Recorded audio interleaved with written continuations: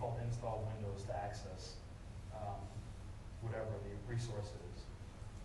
So these are just examples of where they've, in Google Chrome, grouped these into names like user and interactive, things like that.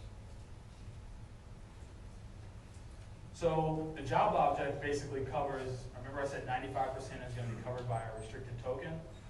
The job object is going to cover close to 5%, that remaining 5% of the things that malware would try to do.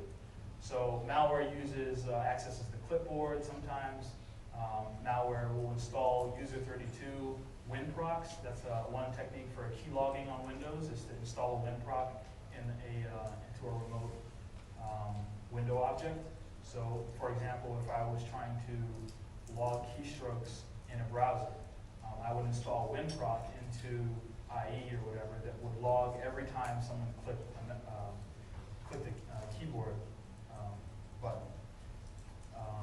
In user32, there's a main API I'll show you called SyScan'10. So every time you press a keyboard button on your keyboard inside of Windows, that's actually a user32 message called WM_keypress, and it has the value of the key. And that's how keyboard messages are sent into Windows. So by installing a WinProc, you can actually intercept those events that are going into the window.